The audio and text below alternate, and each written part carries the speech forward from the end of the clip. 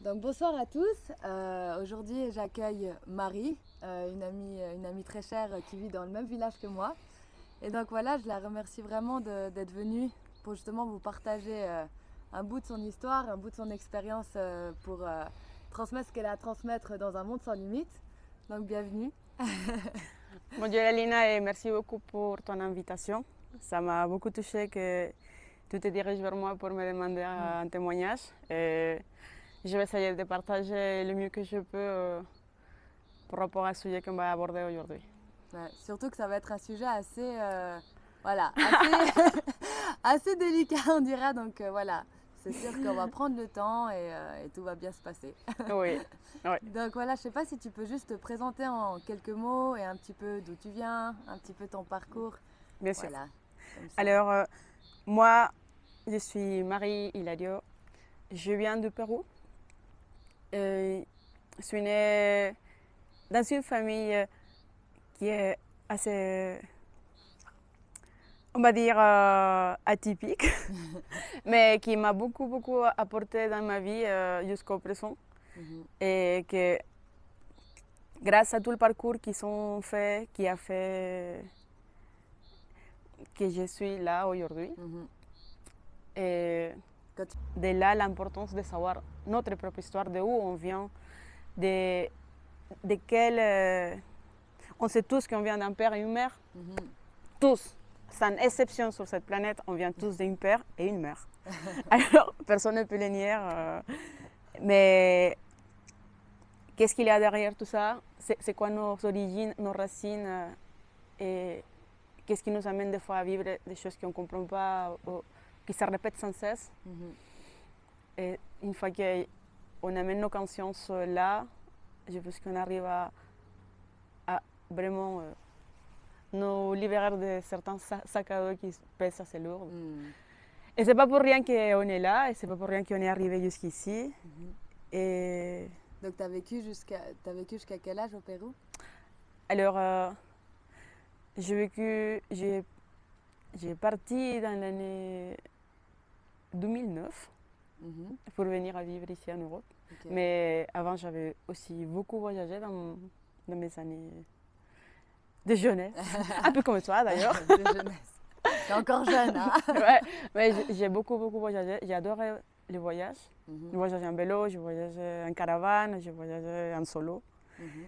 Et c'est comme ça aussi que j'ai rencontré un des pères de mes enfants, bon, presque tous les pères de mes enfants. J'en ai trois enfants, trois garçons, avec trois papas différents. Déjà pour dire ça, c'est quelque chose qui peut-être a besoin d'avoir un parcours pour pouvoir parler de ça naturellement. Oui. Et c'est important pouvoir dire les choses et pouvoir dire la vérité à ses enfants et pouvoir vivre dans cette vérité que ça épanouit beaucoup, à différence de nos générations antérieures qui devaient vivre beaucoup dans les secrets. Mhm. Les secrets, et surtout les secrets par rapport à ça, par rapport à ce qui s'est passé dans les couples, au sein de la vie d'une femme, au sein de De la les secrets de famille. famille. Exact. Mhm. Ouais, et c'est ça qu'aujourd'hui, on a la chance et on a aussi, je pense que le devoir de vivre ça en ouvrant ces secrets, ces coffres et Ouais. donnant la possibilité de savoir les vérités à tous. Mhm. Oui. Et donc là, donc, tu es revenu justement du Pérou, tu es arrivé en Suisse. Et déjà, ce contraste un petit peu, comment un petit peu tu l'as vécu aussi d'être en fait, d'être un petit peu déraciné quand même, je pense, en revenant, en arrivant ici, de tes traditions, de ta culture, de ta famille, des gens que tu aimes. En fait, j'approche maintenant à la quarantaine et je peux dire qu'en ce moment de ma vie, je commence à retrouver un peu, je commence à retrouver un lien avec ma propre, mes propres origines, mon propre savoir. Et je suis en chemin. Je ne suis pas une grand-mère comme pour pouvoir vous dire les choses complètement presque à la fin de l'histoire, mais Mhm. de mon histoire. De ton histoire, ouais. C'est une histoire qui n'est pas finie et que je m'en réjouis. Mais c'est quand même une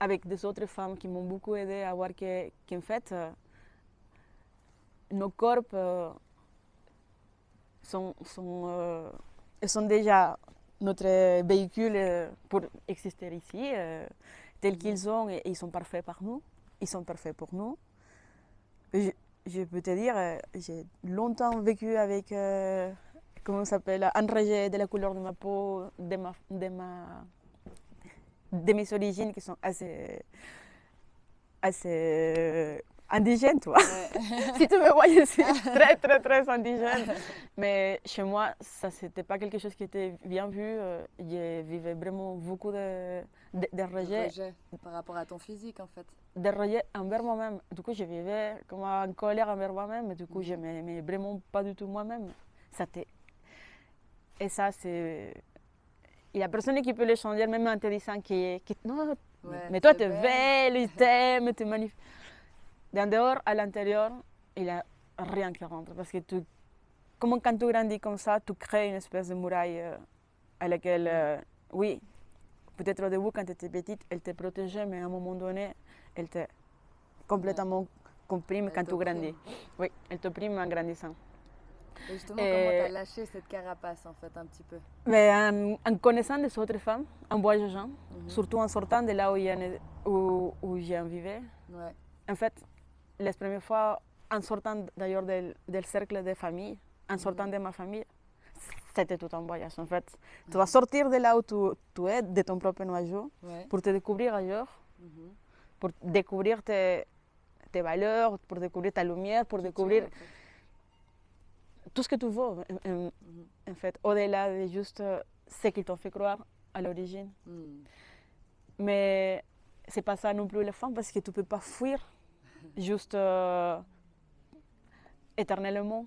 Tôt ou tard, tu es vraiment obligé à revenir à la source pour confronter en fait tout ça. Ouais. Autrement, tu l'as ici, éternellement, à la gorge. Ouais. Et c'est ici que se passe beaucoup de choses. Je t'ai toujours expliqué qu'en haut et en bas, c'est comme le ciel et la terre. Alors, tout ce qui se passe en bas, ça se passe en haut en même temps. En fait, ici, on a les miroirs de tout notre système reproducteur, de notre vagin, notre utérus, nos ovaires, notre clitoris pour avoir du plaisir et tout ça, il est complètement reflété ici, dans la bouche, dans la gorge. Et c'est sûr que quand on a quelque chose on l'a ici, qui nous bloque, notre centre de créativité, qui c'est notre utérus, notre matrice, là où il se passe tout, en fait. Quand on est complètement déconnecté de cette partie à nous et que nous complètement soit déraciné un peu, en fait. Soit on a été élevé en nous mettant dans la tête que c'était quelque chose de sale, quelque chose d'impropre, quelque chose d'un péché ou quelque chose qui est juste immoral ou t'as pas les droits parce que t'es pas marié ou quoi que ce soit. Tu vis ça comme quelque chose qui n'est pas à toi. Tu ne peux pas t'approprier de ça. Du coup, tu ne l'habites pas, tu n'es pas dedans. Et ben, du coup, il y a plein de choses qui se passent au niveau de ça, comme quand tu laisses ta maison sans quelqu'un déshabité. Il y a des toiles d'araignée, de la poussière, même il y a des voleurs qui rentrent. Et petit à petit, mais tu te fais voler tout. Tu te laisses voler tout, parce que tu ne l'habites pas, en fait. Alors, comment on sort de là? C'est justement en se réhabitant, en rentrant à soi-même, en se donner la voix, en ouvrant sa bouche grande et forte, comme on ouvrirait notre jambe pour écarter tout notre corps, l'ouvrir à l'univers et dire, comme toute notre gorge, et l'ouvrir à l'univers et dire, voilà, on existe, on est là, je suis là, j'existe. Et vous existez tous pour moi aussi. Et c'est comme, se faisant pénétrer par l'univers entier, c'est que nous, on peut aussi pénétrer l'univers. C'est une chose de donner et recevoir. Mais pour ça, il y a beaucoup de murs, de craintes, de peurs, de caches qu'on doit briser et casser. Ouais. pour sortir de là. Mhm. Ça ne se passe pas vraiment avec la colère, non, je ne pense pas. C'est plutôt envers beaucoup d'amour et tendresse et compréhension par rapport à tout ce qu'on a vécu, par rapport à tout ce qu'on a fait ou pas fait. Et quelle pourrait être un petit peu comment une femme peut vraiment se reconnecter à justement son utérus finalement. Mais justement, c'est ça que je voulais t'expliquer, c'est que pour tout d'abord commencer, avant d'être parent, c'est un travail à nous de faire. Un jour, tu seras mère, moi je suis déjà mère, Oui. mais pour que quand ce moment arrive, les choses qui t'appartiennent à toi, ils ne s'imprègnent pas sur ton enfant, surtout si tu as une fille, Mhm. mais un garçon aussi, sur sa propre nudité, sur le propre fait de que quelqu'un le lance qui ne soit pas toi. Il a des peurs comme ça chez les mères. Toucher, hein. Mais il y a personne qui ne parle pas, mais je connais des mères qui ont peur que son homme, son compagnon, il lance la petite. Parce qu'il faut toucher les organes sexuels de la petite, parce qu'il faut nettoyer les vagins et nettoyer bien, parce que sinon, si les excréments ils rentrent, il peut y avoir des infections. Ça c'est connu, mais Ouais. permettre à quelqu'un de... Ça, il en a beaucoup de responsabilités par rapport à un vécu propre. Mhm. Alors, c'est tout bête, mais c'est là que ça commence. Ouais. C'est là que ça commence. Pourquoi c'est si facile de langer un garçon? Et parce qu'il n'a rien à faire au-delà de les parties externes, et voilà. Et qu'un homme il lange un autre garçon, ben voilà. Ou qu'une femme il le fasse. C'est souvent les femmes qui on est là. C'est souvent nous qui on est là face à la petite enfance.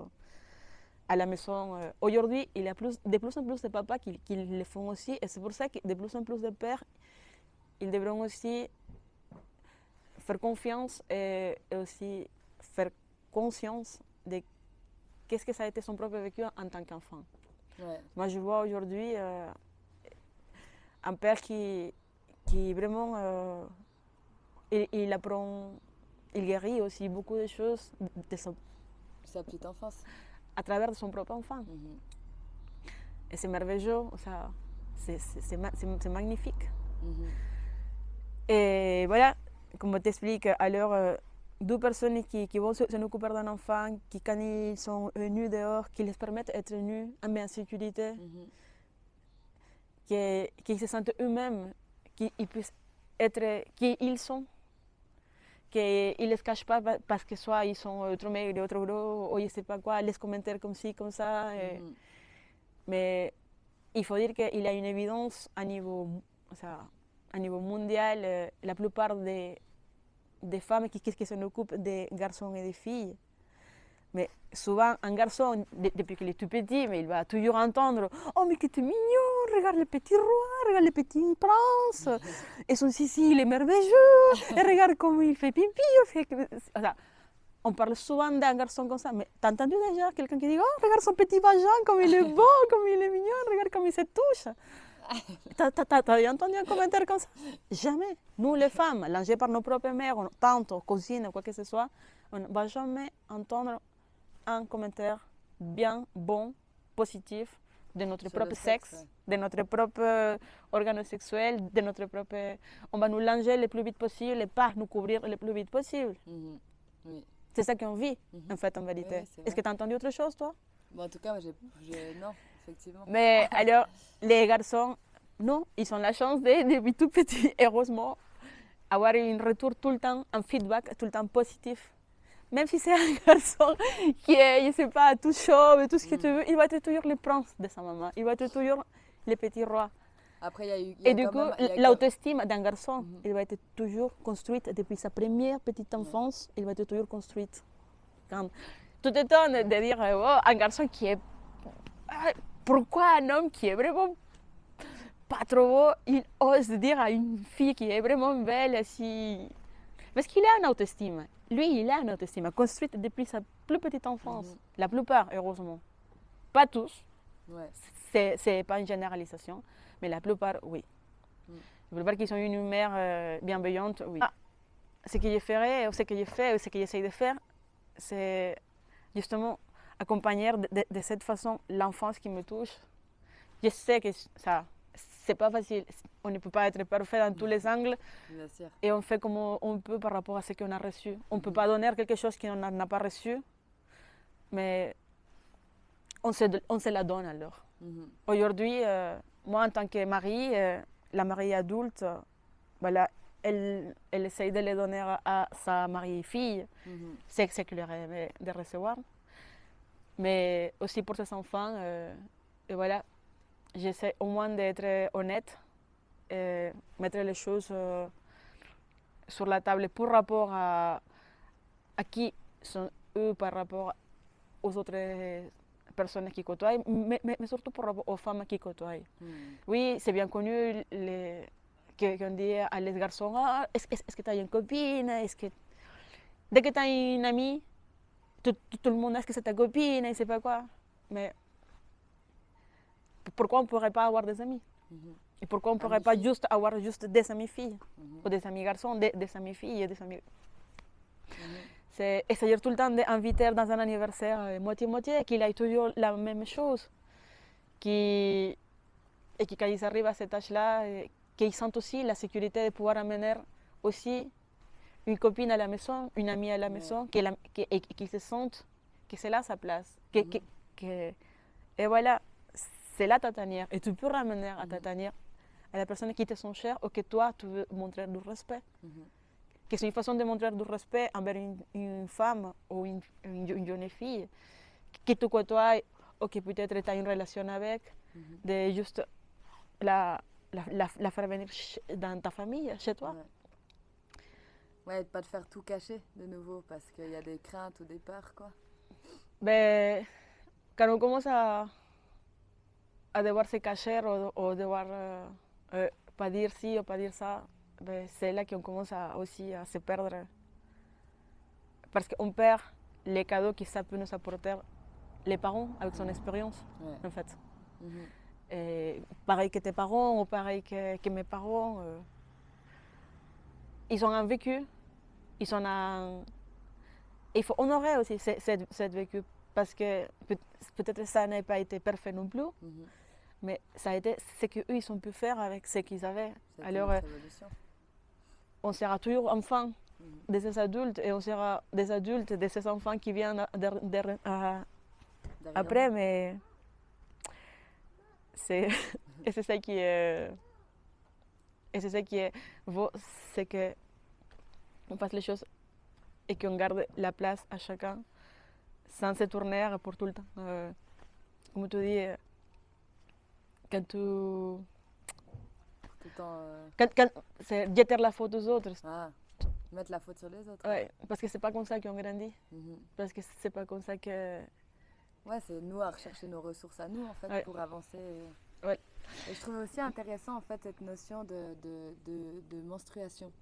Parce que dans beaucoup d'endroits, c'est vrai que les menstruations, c'est déjà quelque chose qu'on cache tout le temps, qu'on n'a pas envie d'exprimer. Et puis, en fait, il y a énormément de choses qui se passent pour une femme durant ses cycles et qu'elle peut comprendre sur elle et sur sa manière de fonctionner aussi. Oui. Donc, je ne sais pas si tu pourrais dire 2-3 mots là-dessus aussi. Ouais, je pense que oui, là, c'est un moment important aussi pour nous. C'est un moment d'ailleurs très, très, très important. Qu'il puisse être vécu d'une façon merveilleuse, d'une façon hyper empowerment. Et tout ce qui peut nous donner vraiment le pouvoir à nous sur notre propre pouvoir de création. Ça qui peut nous vraiment faire sentir encore plus forte et encore plus fière de ce que c'est être une femme. On peut vraiment nous anéantir et nous faire vraiment sentir sale. C'est un moment. Ou juste, voilà, qu'on ne mérite pas, que c'est un moment impropre. Il y en a plusieurs cultures, il y en a eu depuis toujours. Alors, par exemple, il dit souvent qu'il y avait sacrifice des femmes, des jeunes femmes dans les cultures anciennes de chez moi. En fait, ce que les gens ils savent et ce que les gens ignorent, c'est qu'en fait, il y avait, oui, des pierres spécialement taillées avec des canals dans les pierres. Mais c'est vrai et c'est juste que oui, c'était les jeunes filles qui devaient poser là son sang, mais ce n'est pas son sang de mort, c'était son sang menstruel. Oui, c'est un sang de vie qui était vraiment comme un oracle, parce que notre sang, à nous, elle peut être aussi un oracle pour nous-mêmes d'ailleurs. Mais quand tu dis un oracle, tu peux juste préciser? Un oracle, Un oracle, c'est quelque chose qui peut nous permettre à nous de savoir là où on suit, là où on est. Ouais. Et où si on aller. se pose une question, où on pourrait y aller. Alors, dans ce cas-là, effectivement, il y avait des jeunes filles qui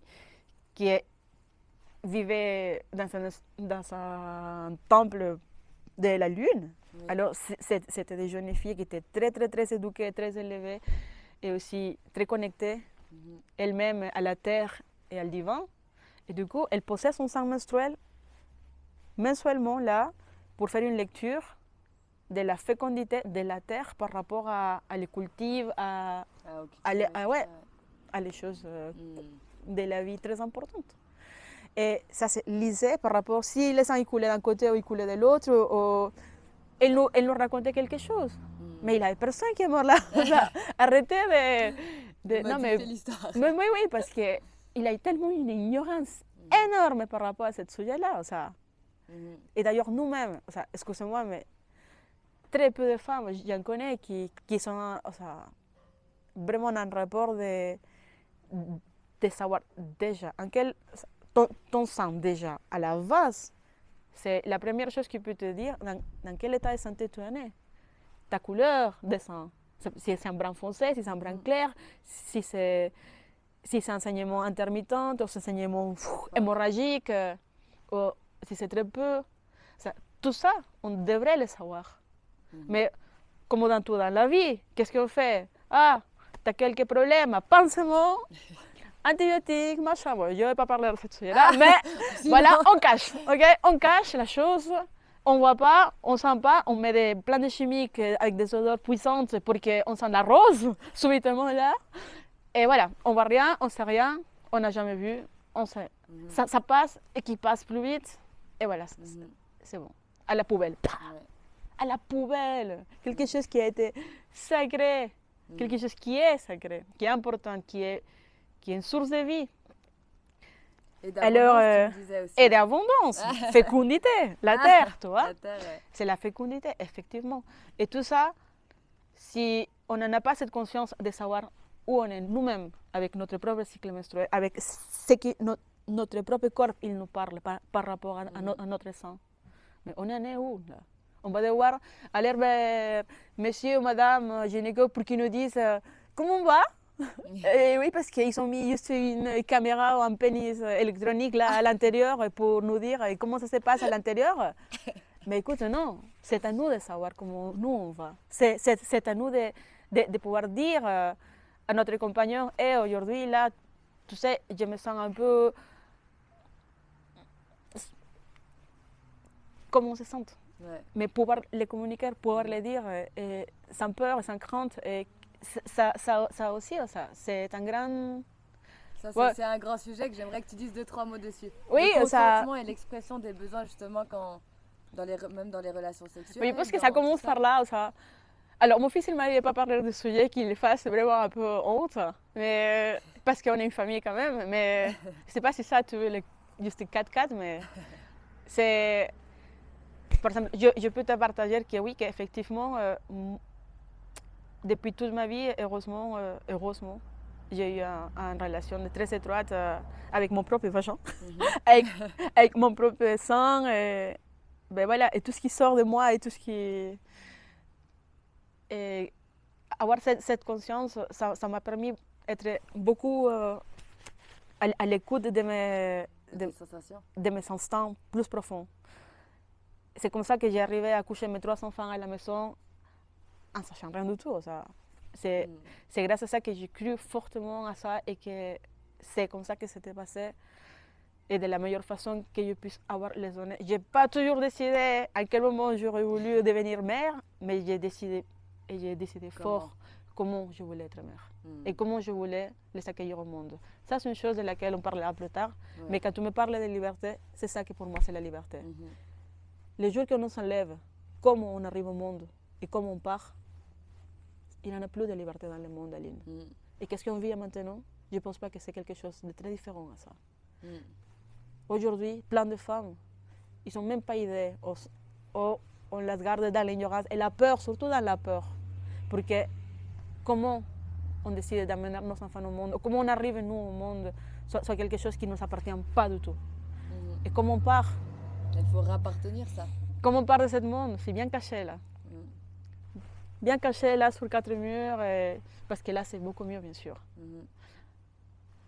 Et c'est de ça que je pense que c'est la vraie liberté, c'est pouvoir en décider sur ces 2 sujets-là déjà de base. Ouais. Parce que si on n'a pas ça, au milieu, qu'est-ce qu'on a? Et il y a décider aussi à quel moment on veut une relation avec telle personne aussi. En fait, ça comment tu veux? Ouais, mais c'est important de le dire. Oui, mais tu commences par où là? C'est comment? Tu commences par rapport à ta propre sexualité quand tu n'es même pas capable de décider où tu vas mettre au monde ton enfant, où tu vas ouvrir les jambes vraiment dans un moment hyper puissant mais en même temps vulnérable. Et non, c'est là, écarté, avec une forceps peut-être entre les jambes, avec un gars qui te dit comment tu dois faire et quand est-ce que tu dois le faire. Excusez-moi, mais le sexe, la naissance, faire pipi caca, les 3, ils se passent par le même endroit, annulant le néocortex. Alors, si tout, le néocortex, c'est celle qui nous donne l'intelligence, le pouvoir de calculer, le pouvoir de dire si, ça, tac, et répondre. Mais les choses qui se passent vraiment à l'intérieur de toi, dans la partie animale, ben, écoute, je ne peux pas le dire au caméraman là, attendez un moment, je vais changer la position parce que j'ai envie de pousser là comme ça. Vous n'arrivez pas à regarder? Attends, je vais lever la jambe comme ça pour que vous regardez encore. Est-ce que ça vous va l'angle? Est-ce que ça vous va? Je ne peux pas faire pour rapport aux autres. Parce que c'est ça qu'on nous demande. On nous demande de faire pour rapport aux autres. Je te dis encore, soit dans l'accouchement, soit dans notre relation sexuelle. Est-ce que ça ne se passe pas comme ça dans la tête des femmes? Des plans de femmes. Ah, pardon, j'ai ici un gros bourrelet qui est en train de se voir. Peut-être je dois me mettre un peu plus haut pour que ça ne se voie pas. Excusez-moi, pardon? Est-ce que tu es dehors de ton corps ou tu es vraiment en train de vivre quelque chose qui est connecté au-delà, ainsi? Donc, aussi, en quoi ça impacte une femme, les relations sexuelles, et justement comment elle peut prendre encore plus conscience de ça par rapport à son corps et par rapport à qu'est-ce que ça peut générer en fait une relation sexuelle en fait. Ouais, j'aurais aimé que quelqu'un me pose cette question quand il y en avait tout au début de ma vie sexuelle, parce qu'aujourd'hui, ça serait une autre chose, ça c'est sûr. En fait, une femme, elle se ouvre telle qu'une coupe à recevoir. Ici, c'est une casserole qui va recevoir la marmite, le chaudron magique, on l'appelle déjà. Et ça se passe tout là-dedans, avec ce feu, où on concocte nos rêves, nos enfants, réels, physiques, comme nos enfants. Mais tout se passe là-dedans, en recevant. Et l'homme, il vient, et il dépose ses graines, et nous, on fait le miracle de la vie. À l'intérieur. Mais ça, il a toujours une direction. Et à un moment donné, mais voilà, on n'est pas il faut avoir conscience que dans le sperme des hommes qui déposent en nous, bon, tu diras, mais s'ils utilisent du condom, ça va y aller. Mais en fait, non, parce que s'ouvrir, ça ne se passe pas que physiquement, ça se passe aussi dans le corps. C'est faux. Alors là, je tiens à dire à tous les hommes et à toutes les femmes, ça n'existe pas de femmes qui puissent ouvrir les jambes sans ouvrir son corps. Vous mettez ça bien fort dans la tête, ça n'existe pas. Arrêtez de croire que oui, que non, mais que j'ai un plan cul, que j'ai des girlfriends avec bénéfices. Ouais. Comment tu l'appelles? Arrêtez de penser ça. Et arrêtez vous-même, les femmes, de vous tromper et de mentir en disant que vous êtes capable de juste écarter vos jambes en laissant que tout se passe ici, d'en bas. On n'est pas mutilé. On n'est pas juste complètement assis, tétraplégique, en bas, ou je ne sais pas quoi. Et on ne ressent rien du tout de ce qui se passe ici en bas. Et ici, ça ne se passe rien. Nous, on est. On est. Et tout ce qui se passe, il monte dans nos cœurs, dans nos têtes. Et ça, c'est quelque chose qui, malheureusement, si on aurait conscience, ça serait je pense que si on serait ça depuis le début, mais chaque mec qui veut rentrer là, oulala, oulala, il faudrait vraiment así como passer par toutes les preuves qu'ils faisaient à l'époque. Et c'est pas les princesses pour qu'un prince puisse juste la, comment ça dit, courtoyer. La côtoyer. La côtoyer, ouais. Mais effectivement, c'est comme ça qu'on devrait s'y prendre. Parce que qu'est-ce qui se passe justement si on s'ouvre? C'est pas juste banal qu'on se ouvre, on laisse entrer quelqu'un et voilà, tu pars et voilà. Même ici, chez nous, quand on laisse rentrer quelqu'un il rentre, et voilà, il va laisser ses chaussures à l'entrée, il va s'asseoir, il va laisser son odeur, il va manger, il va laisser ses assiettes sales, mais aussi il va laisser son énergie en nous. Effectivement, on ne rentre pas que physiquement. On rentre en énergie, dans l'acte sexuel, c'est quelque chose qui se passe, oui, physiquement, pour qu'il puisse passer quelque chose énergétiquement. Et c'est ça qui s'imprègne dans notre utérus, c'est ça qui s'imprègne aussi dans nos cœurs, même dans notre ADN, carrément parlant. Ça, je t'avais mentionné, je te le répète encore, une femme, elle a, en tout cas, l'imprégnation, ça s'appelle. Oui, l'imprégnation, ouais. Oui, l'imprégnation, qu'un homme il éjacule dans une femme régulièrement, ça fait que, en fait, à l'intérieur d'elle, parce que les parois de l'utérus, en fait, ils absorbent tout ça. Et le fait de faire ça, ça rentre en quelque sorte dans ton torrent sanguin, ça fait partie de tes cellules, et tu le reconnais à lui comme quelqu'un de ta manada, tu vois. Il est de ton clan, il est de il a un lien. Il laisse une empreinte en fait. Oui, il laisse une empreinte, mais qui est vitale. Pour les animaux, ça c'est vital. Parce que si la femelle ne sent pas son mâle, ou si le mâle ne sent pas la femelle, une autre mâle va la saisir. Si une mâle ne sent pas sa femelle, une autre femelle, il va lui tourner le retour. Mais c'est courant. Ça, dans la vie animale, ça se passe comme ça. C'est s'imprégner de l'autre. Pour que ne vienne pas une autre assaillir la même femelle, tu vois. Alors, on dégage l'odeur de l'autre, on dégage l'énergie de l'autre. Alors, faites attention, les femmes, quand on couche juste avec les premières venues dans une soirée disco, voilà, qui est-ce? Dans quel état il était? Dans quel état émotionnel il était? Mais tout ça, il est dans sa mémoire cellulaire, dans ses spermatozoïdes. Et pas que là, parce que vous allez me répéter encore, non, mais il y a les condoms. Oui, mais il y a son énergie qui vous pénètre et qui se dégage et qui s'imprègne en vous. Alors que ça ne vous étonne pas qu'au bout d'un moment, à le 20e partenaire, vous commencez à avoir des syndromes de psychose de personnalité, je ne sais pas quoi, mais vous dégagez tellement de trucs en même temps que vous n'êtes plus vous-même. Alors oui, c'est très important que quand on ouvre un cycle avec quelqu'un, une relation avec quelqu'un, qu'on la commence et si ça se finit, qu'on puisse la finir bien.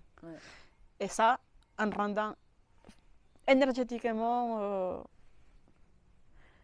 son énergie et récupérant la nôtre. Et pour finir bien, en fait, j'ai aucune dette envers lui et lui non plus, il n'a aucune dette envers moi. On a vécu ce qu'on a vécu et ce qui nous appartient, on le reprend. C'est ça. Et on les souhaite le meilleur et on peut marcher bien dans la vie comme ça. Mais en ayant cette conscience, je commence à voir ça. Oui. mais ça c'est beau, et c'est très important qu'on ait cette conscience parce que j'écoute beaucoup de jeunes femmes et moi-même j'étais une jeune femme inconsciente de cela. Je pense que ça aurait été beaucoup aidé, une autre expérience, juste le fait de le savoir.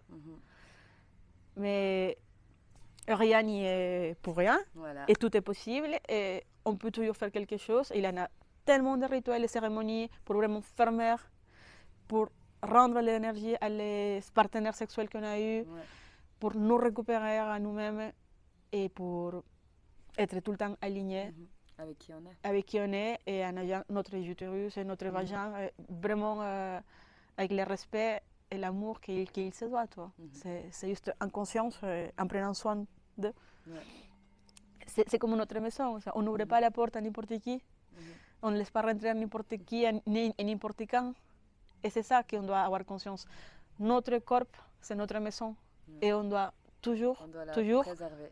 la préserver et aussi la mettre en valeur, la faire belle et la vivre avec cet amour de la vie, juste de nous habiter et de remercier qu'on a ça pour nous abriter. Alors voilà. Bah, merci Marie. Avec plaisir. Voilà, Avec plaisir. merci beaucoup. Et puis voilà, il n'y a rien à dire, il n'y a rien à rajouter. Écoute, c'était un grand plaisir et j'espère que ça puisse vraiment aider. Je pense que ça aidera beaucoup de femmes et beaucoup de gens en général, même d'hommes finalement. Donc merci, je crois que c'est un cadeau précieux que tu nous offres en tout cas ici. Avec plaisir. Et n'hésitez pas à toujours trouver de l'aide quand vous ne pouvez pas, parce que c'est important. En parler, c'est important en discuter. Exprimer, communiquer. Et exprimer et communiquer. Parce que avec le silence, rien ne change. Exact. Exact. On vous envoie des gros bisous. Ciao.